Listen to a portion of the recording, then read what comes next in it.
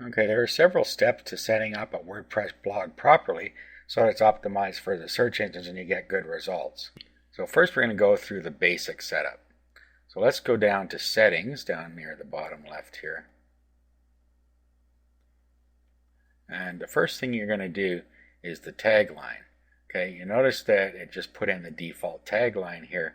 So put in a keyword-rich tagline that makes sense for your blog. Underneath that we have the WordPress address and the site address. These can be different. We installed it all in one, but you can actually have your WordPress files in a different directory than you have your site files. If you want to do that, that's an advanced function, and we're not going to go over that here. Okay, of course, your email address we already set up. Whether you want people to be able to register on your blog. Okay, so if you click anyone can register, then that's what happens. They can register on your blog.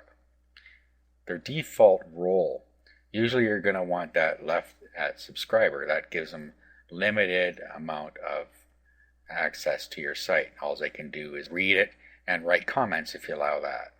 Otherwise, you give them extended use by setting them to an editor, author, or contributor, or an administrator. So don't do that by default, but you can do that later if you want.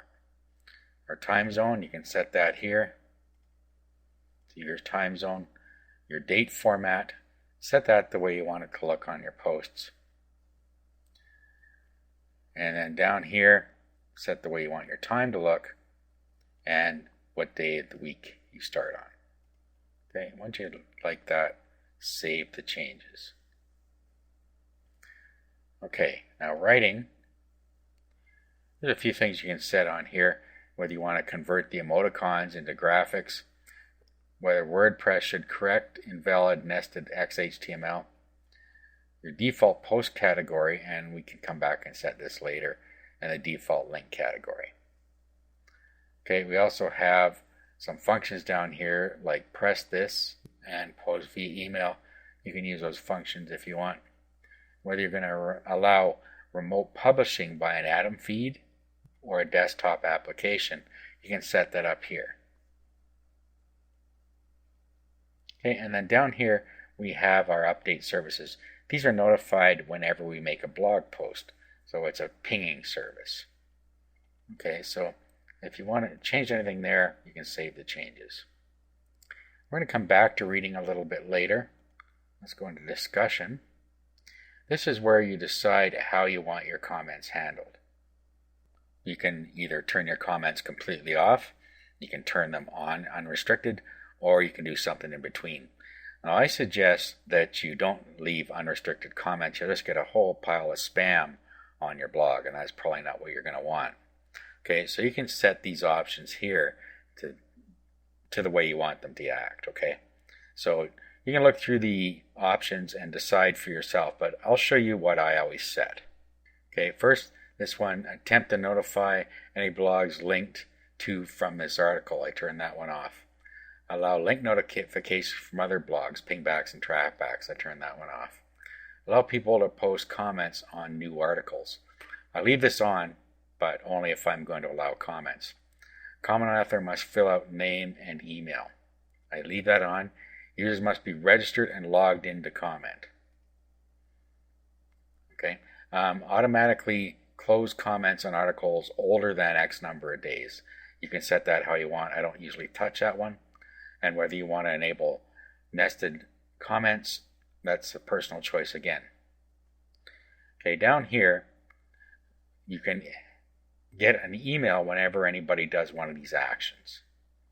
And then further down, before a comment appears, either an administrator must always approve the comment or a comment author must have a previously approved comment. So you can set one of those the way you like. If you set this to comment author must have a previously approved comment, once you have approved one comment, then all the rest of their comments are going to automatically be allowed. Okay, so you can set these the way you want. I always put an administrator must always approve this comments. Okay, now down here we have a hold moderation queue and a blacklist moderation. Okay, so what you can do is put any type of words in either of these and it will do that function. So if you want to hold a comment whenever you see the word money, for instance, you can put that in there, and then go to the next line, and you can put any other words in there where you want them to be held for moderation. It can also be URL and email address, etc., whatever you want.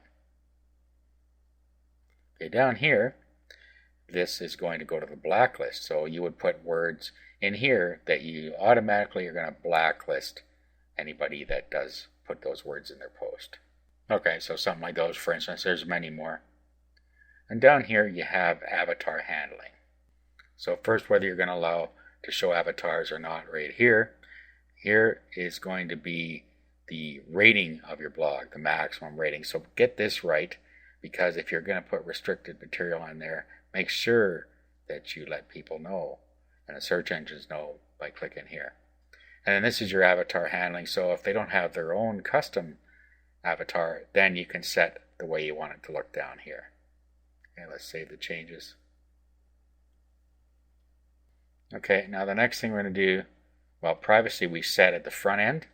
Remember, I would like my blog to be in the search engines, but if you didn't do it there, you can come back and fix it here. You can also change it here if you like, so that it's not in the search engines if that's what you want.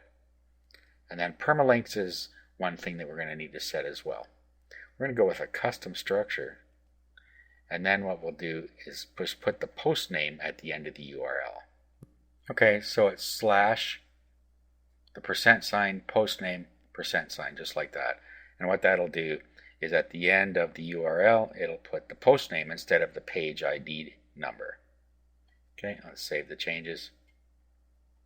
Now see down here, it told us if your htaccess file were writable, it could make these changes. So that's what we're going to do.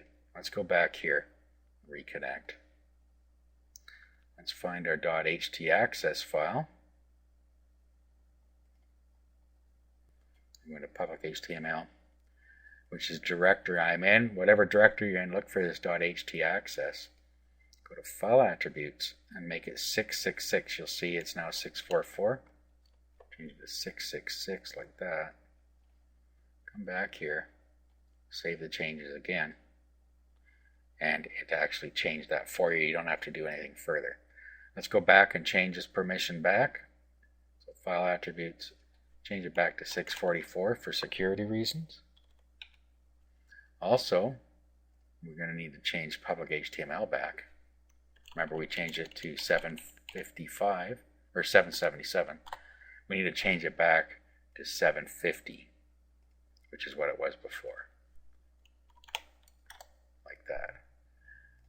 So whatever your directory was before, it changed it the same. Sometimes the internal directories will be set to 755. For instance, if we were to look at images here, it's set at 755, which most other directories are.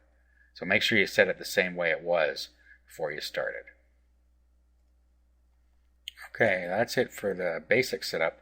In the next video, we're going to go over setting up the look of your site.